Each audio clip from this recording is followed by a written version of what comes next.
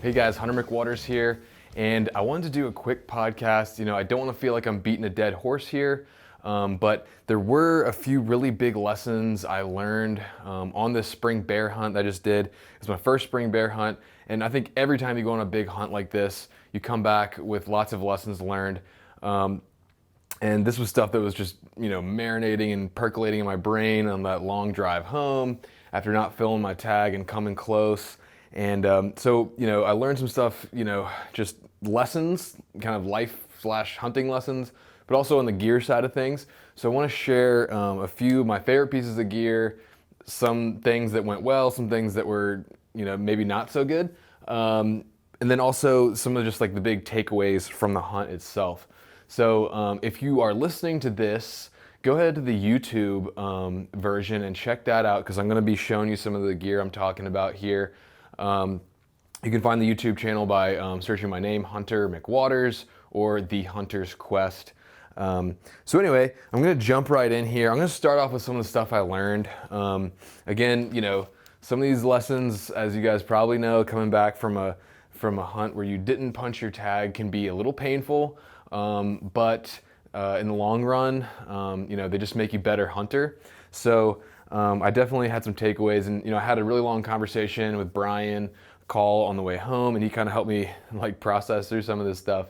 But the biggest like overall thing is just like, don't not do something because it's hard. And I'm going to be really transparent here.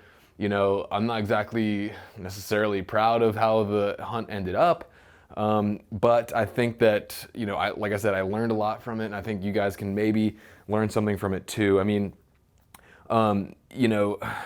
me and Mark shot his bear across the river, and it was a long, grueling day. I mean, one of the hardest, physically, most challenging days probably of my entire life, to be honest. And so, coming off of that, we were both reluctant to want to shoot a bear across the river again. Mark, being a little older than me, was a little more reluctant.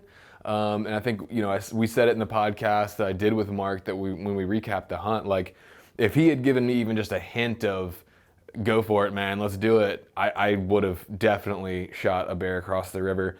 But I ended up not doing that. And, there were some bears that we knew about that were over there.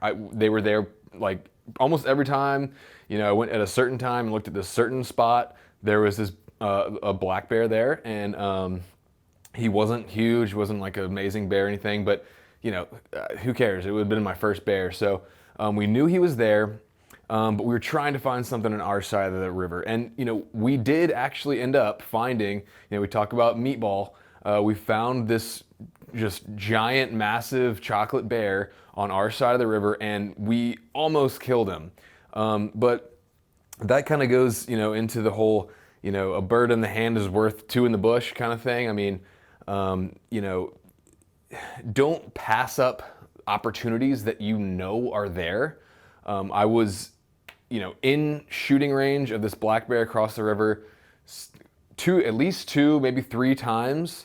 But chose not to shoot, basically because we knew how hard it was going to be to go get him, which, looking back, is I just regret it. It was dumb. I mean, it just would have been so fulfilling to come out of this hunt with my first bear, and instead I came home empty-handed, and yeah, it would have sucked in the moment, but it would have, like, looking back on it now, it wouldn't have mattered. I mean, that it would have been worth it.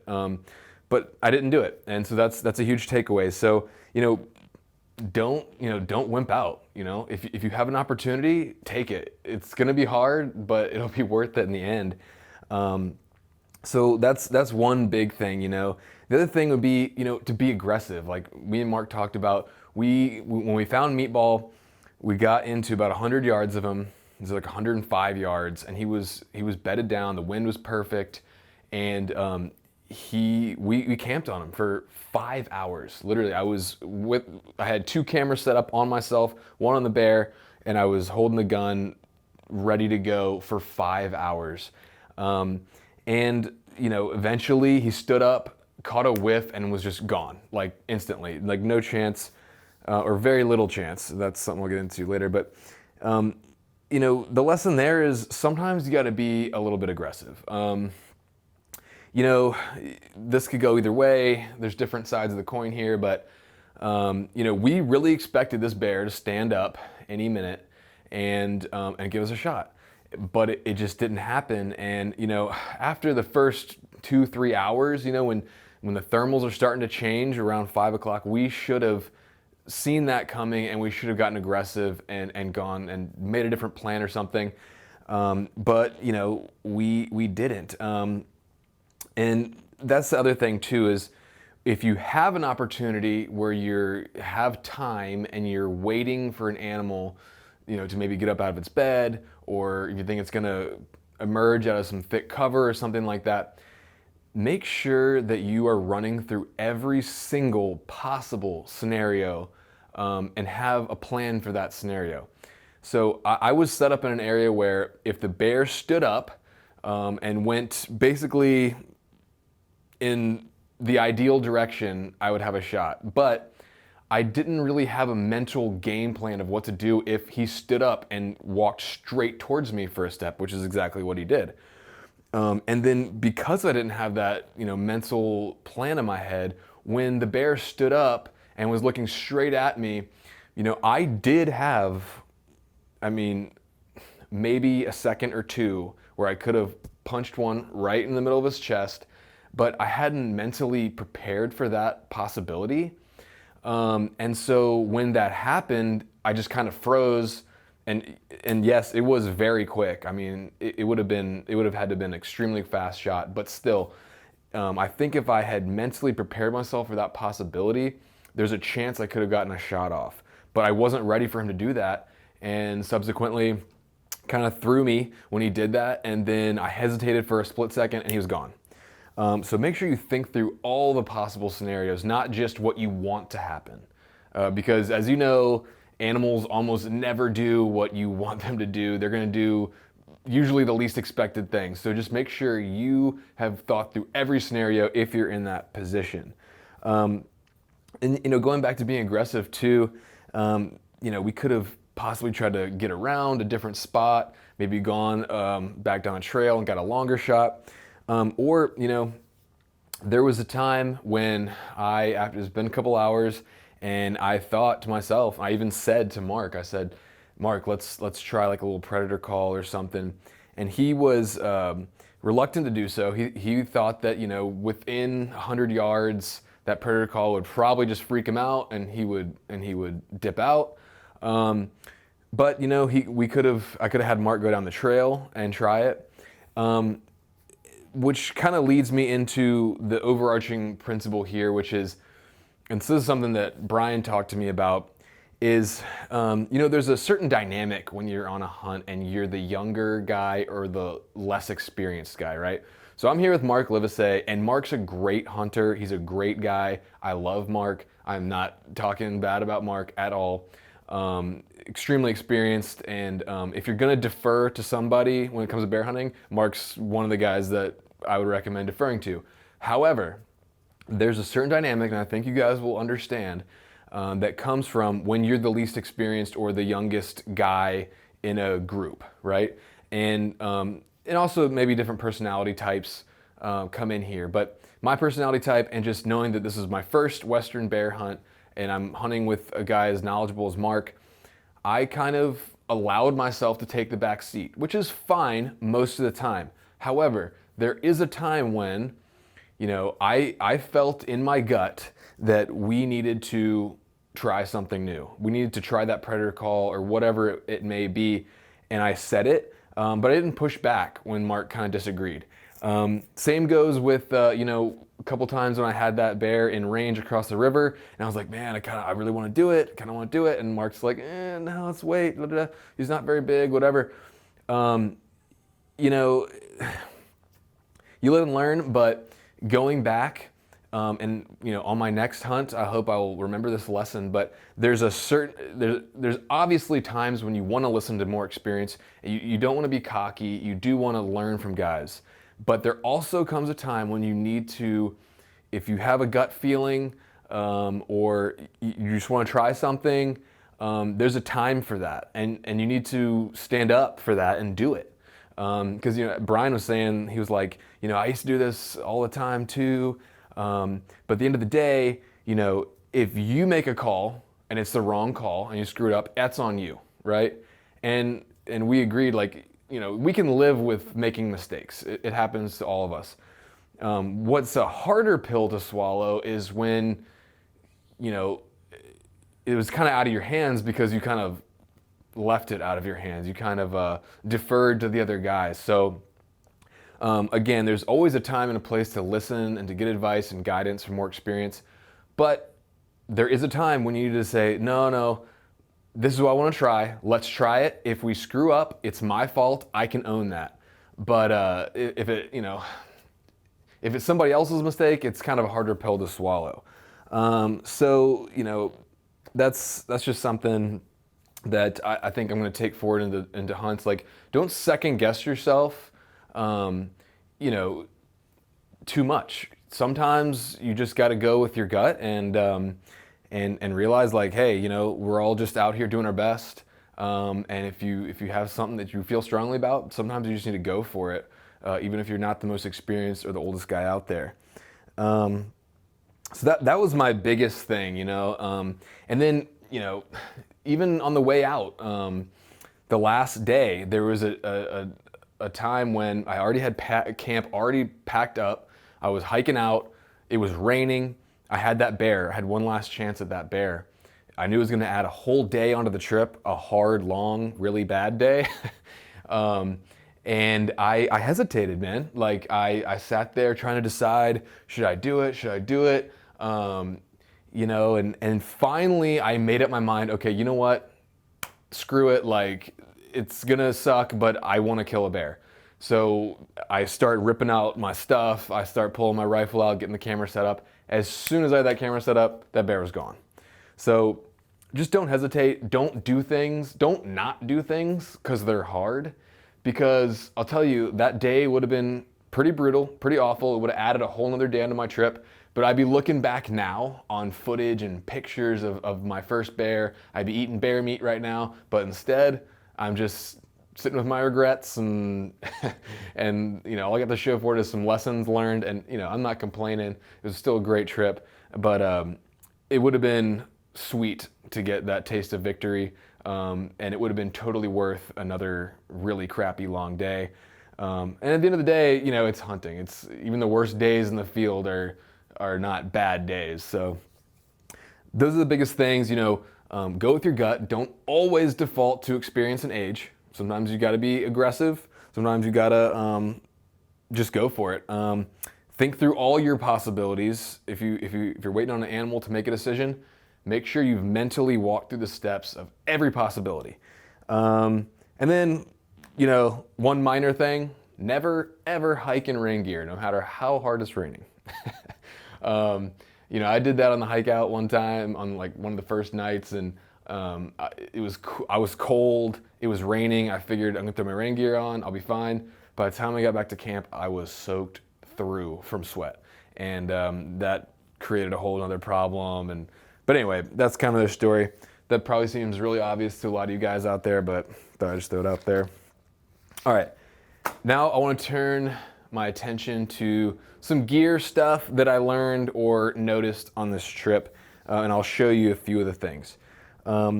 So first of all, a small but really important piece of gear is I switched to a SteriPen this year.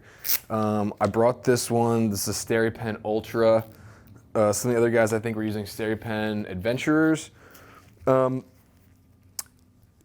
The thing I noticed about this, although it is nice, is it won't work in cold weather. And I don't mean cold weather. I mean like it would be like 50s, maybe low 60s, and this thing would not work and say it was too cold. I would literally have to put this thing in my armpit for like 5 minutes anytime I wanted to use it just to warm it up.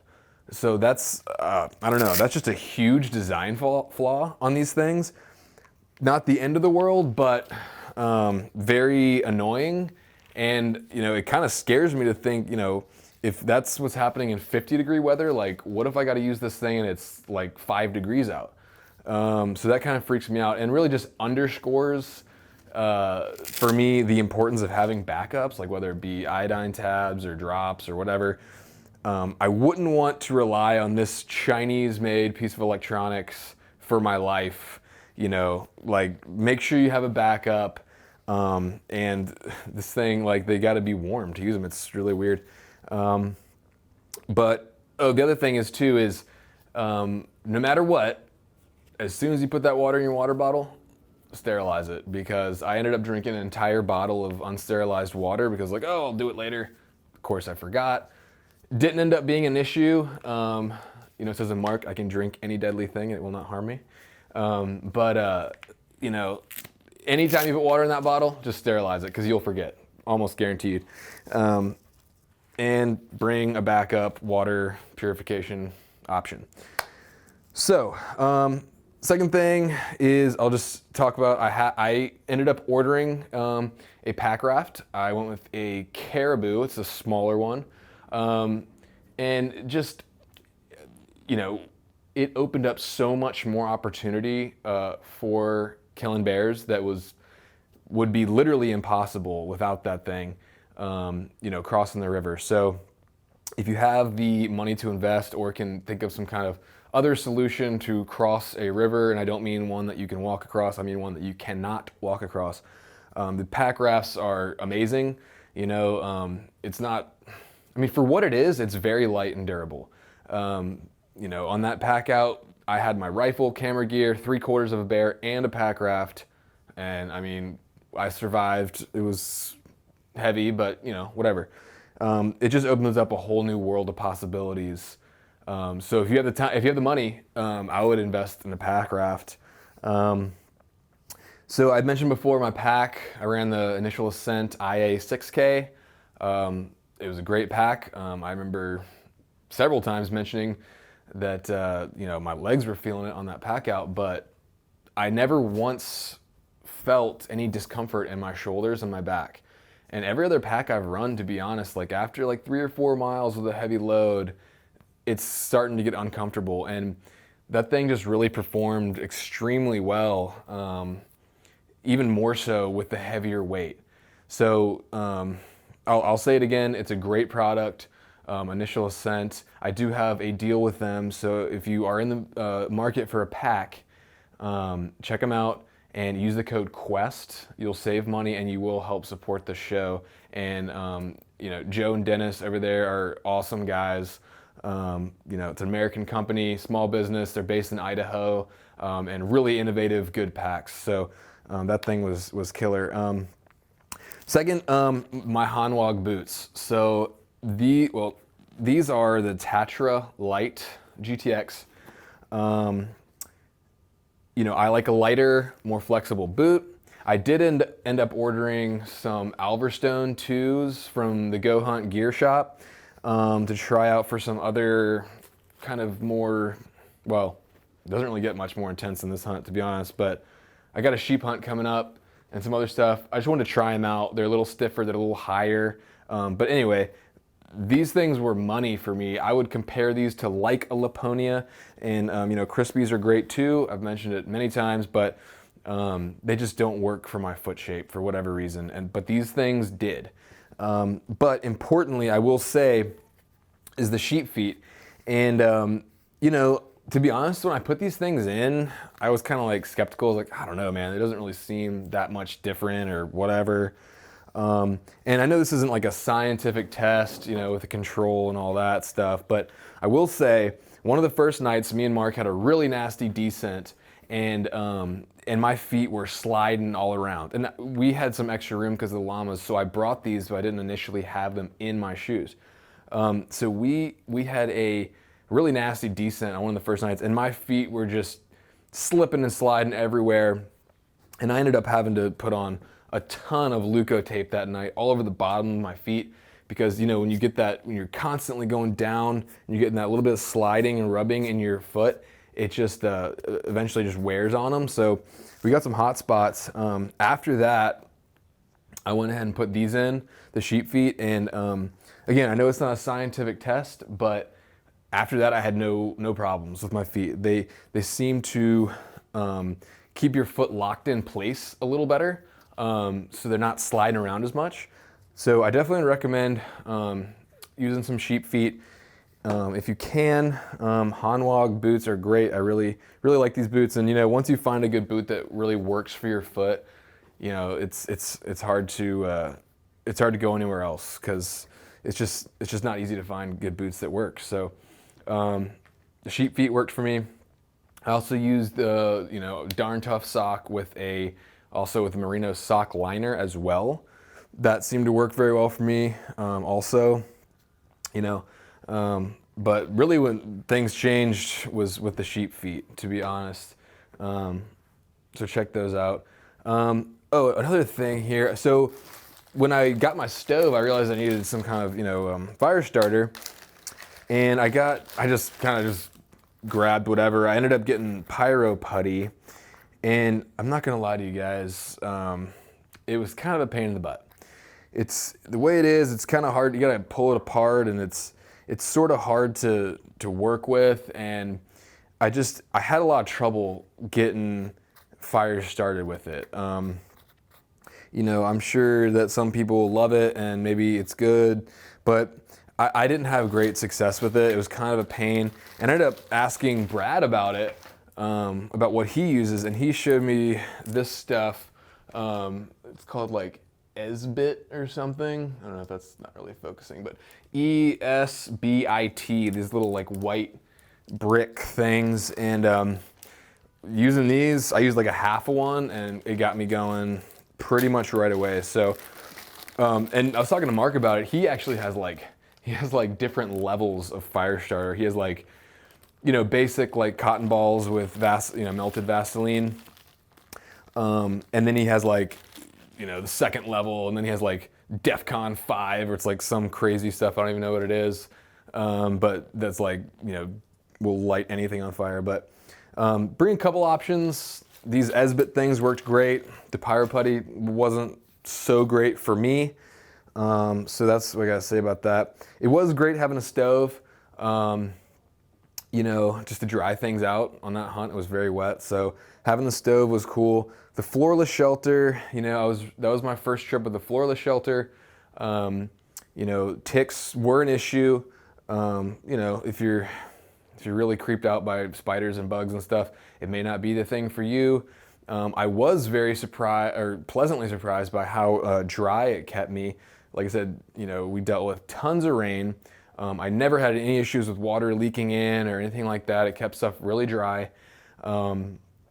The only issue I did have, besides a ground squirrel making a nest 3 feet from my head while I slept, was really bad condensation. Now that's part of it's just the conditions of the hunt, but a couple times it got so covered in condensation, and then it would rain, and then the percussion of the rain hitting the thing would actually cause it to rain inside my shelter. And it got so bad at one point I had to literally just start a fire just to dry my tent and my stuff out.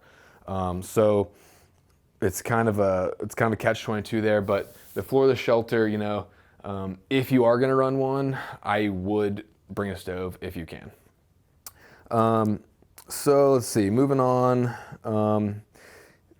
Just one thing, Mark had some homemade food that he brought, and he let me try some, and it was bomb. So I think Mark Livesay, I think he's gonna do some kind of like course on his recipes or something for his homemade backcountry food. He had like a chicken pot pie and like pad thai and like enchiladas, and it was like so good. So if and when Mark comes out with that backcountry food like thing, and there's some like cool tips in there, like you can't use normal chicken, you have to use canned chicken because of the moisture content and stuff like that you might not think about, that he's figured out or learned or whatever. And his food was bomb, so be on the lookout for that if it ever comes out.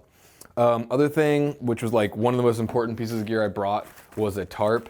Now this is a Z-Pax Dyneema tarp, and it's not cheap, but it's very light, very durable. And make sure you tie your 550 cord on there before you get out there. I, for some stupid reason, threw my 550 in here, but didn't tie any on. So of course the first rainstorm pops up, I'm scrambling, trying to tie stuff, and ended up just basically throwing the tarp around me and just like sitting there. Yeah, make sure you get your tarp tied in there. And then this is just a crucial piece of gear. I mean, it's saved our butts many, many times. And this Dyneema is extremely lightweight material. So check out that. It was a huge piece of gear that we used a lot. Other thing is, you see these Crocs, right? So I don't have I brought with me on this trip like just some normal Crocs.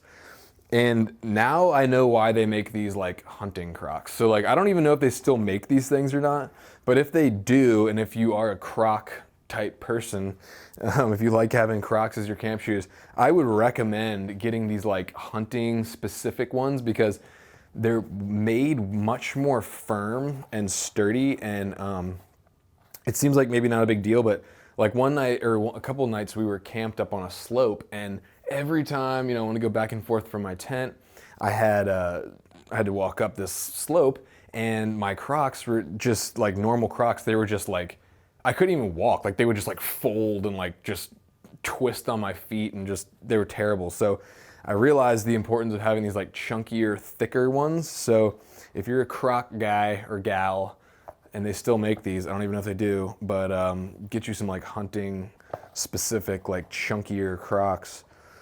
Let's see. With the synthetic base layers over the merino this time, that worked out very well. I feel that synthetic is more comfortable, and I also think it dries faster.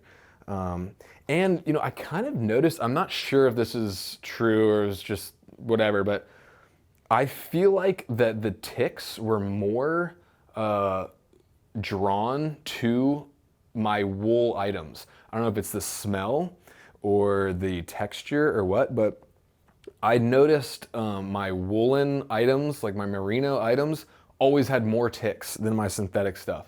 So I'm not sure if that's real or what, but it seemed pretty real to me, and it makes sense. So the synthetic base layers worked really well for me. I'd recommend those. I'm going to be doing that. I still like merino for mid layers, but for next to skin base layers, I'm synthetic all the way from here on out. Let's see. I did end up going with, I brought that long kind of sleeping pad to go under my air mattress that was doubling as my glassing pad, which was kind of annoying, to be honest, because a couple times I forgot and left it at camp, or it was nice to be out glassing and have a full-sized pad to like lay down on, but it was kind of a pain, to be honest. I don't know if it was really worth it. And I did remember thinking many times I wish I had like a Stealthy Hunter glassing pad, because even just for around camp and stuff, because when I was at camp, I would take my pad and put it back under my my air mattress thing, and I just always it was always wet. There was nothing dry to sit on, so I always just sort of wished I had that Stealthy Hunter glassing pad or whatever. So if you got the room, got the space, just consider that glassing pad. Let's see what else here. As far as filming stuff goes, Brian was right about this. I was skeptical at first, but the gimbal head is better for long range footage. I'm not going to go into that in too much detail, but for wildlife photography in long range, gimbal head is better than a fluid head, unless you're packing in like a 50-pound fluid head. Let's see what we got here. Always got to make sure you got a ground cloth in your floorless shelter. That was pretty big. Oh, this thing was handy. This is Anchor Power Port Solar. It's pretty cheap, it's like $70. And I use the Dark Energy power supply here. This thing is pretty amazing, actually. I had one of the first original Gold Zero ones, and it was a piece of garbage, and it broke in like 3 days. But this one held up very nicely. I would, even on rainy days, I would leave this thing inside my shelter in the rain, and it would still, obviously it would charge pretty slow, but it would still get a charge into my batteries and stuff. So it's not like, some of the less efficient ones where it's got to be in direct sunlight. This thing would charge even on a cloudy day in a shelter. So that's pretty amazing. So I would definitely, check this guy out. Let's see. I think that's pretty much it. Oh, last thing, I mentioned it before, I think, but my Garmin saved me from losing my phone. So not only was it an awesome, backup GPS for safety and for tracking my hikes and mileage and all that. Also, you can check your blood oxygen level, which is pretty good. But literally, I dropped my phone when we were going over to get Mark's bear, and it's got a find your phone feature on it that works through Bluetooth.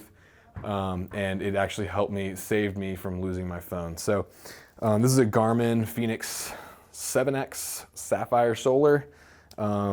Great piece of gear. So anyway, those are some of the gear kind of points and items that I came off this hunt with. A lot of these items you can get in the Go Hunt gear shop, and pretty much anything that they have in their gear shop is legit because they don't just sell whatever. It's kind of curated by guys like Trail Kreitzer, and they sell good stuff. They actually have a sale going on right now, but I got a new kind of deal set up with Go Hunt. So if you use the code QUEST at Go Hunt, now that's in the gear shop, that's in, if you want to sign up for an insider membership, which I use all the time for researching and finding tags and picking units, or they have the Explorer membership, which is a little cheaper and gives you access to mapping for all 50 states. Also, Outdoor Class is a new thing from Go Hunt. It's e-learning platform with modules on like rifle elk, cooking wild game, finding mule deer, with guys like Remy Warren and Randy Newberg and Brian Call and Ryan Lampers are going to do some modules soon. Corey Jacobson has one, and then they have other stuff about like cooking wild game, and Mark Livesay is going to do one. So anything in the Go Hunt sphere, if you use the code QUEST, you're going to save 20% on memberships or gear in the gear shop, and you're going to directly help support the show. So I really appreciate it. If you need some gear or you want to join Go Hunt or Outdoor Class, use that code QUEST. Same goes at Initial Ascent. Use the code QUEST. And lastly, Heather's Choice. Heather's one of my oldest friends in the industry. They just came out with a full new line of meals. I'm going to do a taste test video with her soon with her new products. So be on the lookout for that. But use the code QUEST there also, and you will save 15% on some delicious, healthy backcountry meals. So I got some codes with other folks. Check them out in the description field. Please like this video. Please subscribe. Please share the podcast with friends and family. And I appreciate y'all's support, and we'll see you on the next one.